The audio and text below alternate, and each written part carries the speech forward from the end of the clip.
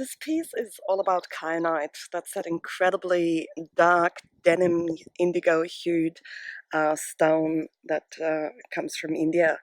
And I've mixed that with aquamarines here, tiny agates from Brazil, some slate grey pearls, more Russian aquamarine, mother of pearl from India, lava from Indonesia, and as you can see, a whole lot of silver.